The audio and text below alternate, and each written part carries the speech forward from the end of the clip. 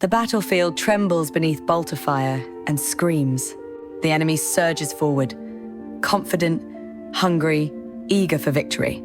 Then the sky cracks open. A streak of white-hot flame erupts from above, descending like a falling star, wrapped in scripture and steel. Her blade glows with judgment. Her voice cuts through the fear. Her orders hit harder than artillery. This is the Canoness, the commander of the Adepta Sororitas, the anchor of faith, and the iron hand of the ecclesiarchy. And when she descends, on wings of fire, the battle belongs to her. Welcome back to Brush and Blood, where the paint flows like holy oil, and the stories burn hotter than promethium. Today we're painting a Canoness with a jump pack, the disciplined, unwavering battlefield commander of the Sisters of Battle.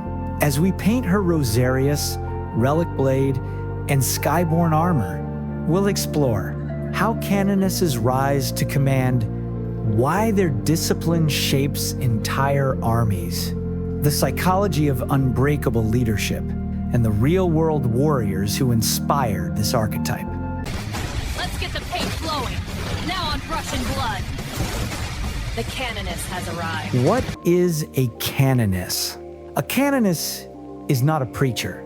She is not a martyr waiting to happen, and she is certainly not a zealot lost in her own fire. She is a commander. The Canoness embodies doctrine delivered like a verdict, instant, unquestionable, absolute discipline that does not waver, even when the galaxy burns around her. Judgment honed to a razor's edge, cutting through chaos and deceit, leadership born from presence alone, a will so strong it commands without shouting, and a faith forged into something unbreakable, a pillar even the warp cannot shake. She doesn't lead from behind.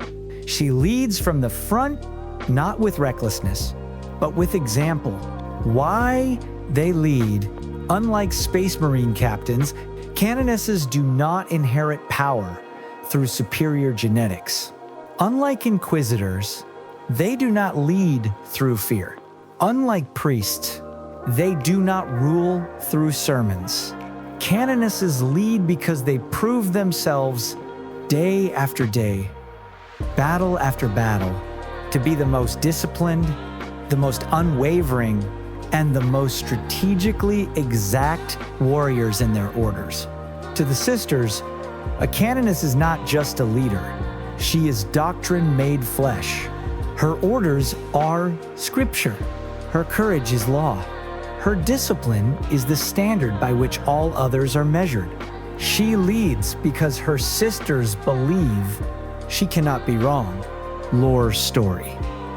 The Fortress of Quiet Stone. When the Iron Claw Legion descended upon Quiet Stone Fortress, the defenders were outnumbered 10-1. The fortress housed relics sacred to the ecclesiarchy. Failure was heresy. Retreat was blasphemy. Canoness Viridiana took command. She ordered silence across the Vox. She stood atop the fortress wall, her jump pack dormant, her robes snapping in the toxic wind. The traitor warband surged forward, expecting panic. Instead, she spoke. Sisters, we hold. We do not yield. We do not break. We do not falter. Those words cut deeper than bolter rounds. Her sisters locked shields. Retributors knelt with perfect calm. Hospitallers whispered final rites without fear. Only when the enemy breached the final trench did Viridiana ignite her jump pack. Witnesses described her descent as a judgment more than a charge. She landed with such precision and force that the traitors' advance shattered instantly. For 3 days, the fortress held. For 3 days, discipline replaced hope. For 3 days, faith replaced fear. After the final assault, one initiate asked how Viridiana found such strength. She answered, Faith is a weapon. Discipline is the hand that holds it. Arsenal. A canoness with a jump pack turns divine doctrine into aerial precision. She wields a relic blade capable of cutting through elite champions, blessed pistols firing scripture, forged rounds, a rosarius, a protective ward of ancient technology, artificer armor engraved with prayers older than hive cities, a jump pack allowing her to strike where faith trembles. She is fast enough to reinforce collapsing flanks, decisive enough to decapitate enemy command structures, and disciplined enough to never act without purpose. She doesn't overpower the battlefield, she corrects it. Pop culture parallels. The Canoness echoes some of fiction's most compelling commanders.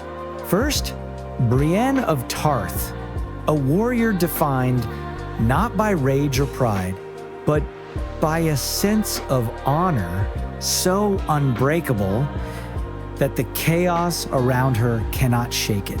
Brienne fights with absolute loyalty, unwavering technique, a moral compass made of iron. A canoness is cut from that same steel. Then there are the Valkyries of Norse myth, winged warriors who descend from the heavens, not in fury, but in judgment. The Valkyrie does not simply fight, she decides who earns glory and who falls. A canoness with a jump pack mirrors this exactly. Her descent is not random. It is not reckless. It is decisive. She chooses the moment the tide will turn. She chooses where discipline must strike. She chooses which enemies the Emperor will judge. Lore story. The last flight of Canoness, Illyra. When Necron Phalanx is awakened on Silex Prime, thousands of civilians were trapped under collapsing cathedrals. The sisters fought fiercely, but Necron logic and precision outmatched human desperation. Canoness Illyra took one look at the battlefield and declared, I will break their line. She ignited her jump pack and soared above the front lines into the heart of the Necron royal court. She fought not with fury, but with surgical discipline, cutting command links, shattering control nodes, and throwing the enemy formation into disarray. Her sacrifice bought the civilians 3 hours to escape. Her final vox, Hold the civilians. Hold the relics. Hold the line. I go where doctrine demands. real-world parallels. The Canoness echoes real figures, whose leadership reshaped the battlefield. Joan of Arc faith as strategy. Joan didn't win by brute force. She won by transforming morale. Soldiers fought harder simply by standing beside her. That is the Canoness. Faith that becomes a tactical advantage. Warrior nuns of medieval orders trained women who defended hospitals and relics with steel discipline and sacred duty.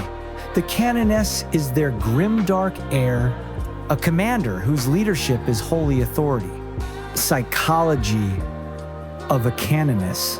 A Canoness embodies leadership imprinting the psychological phenomenon where a leader's calm transforms the emotions of an entire force.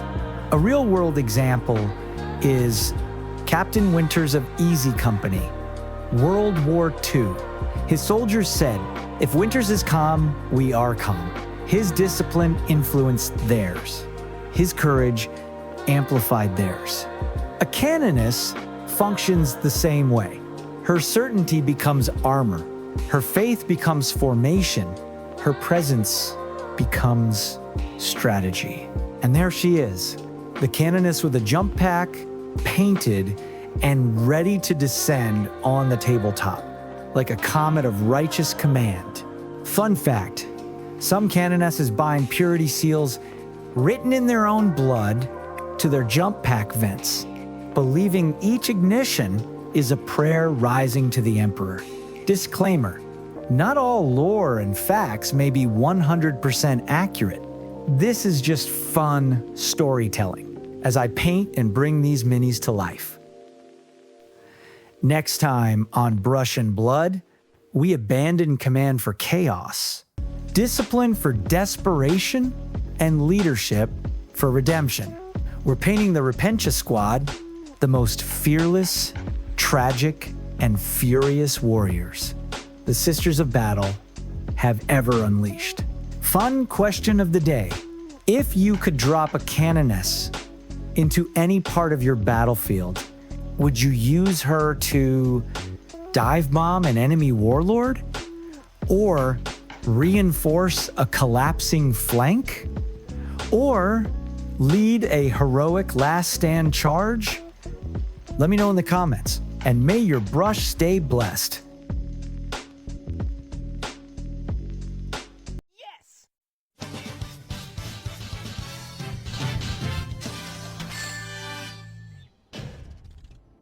Not too bad.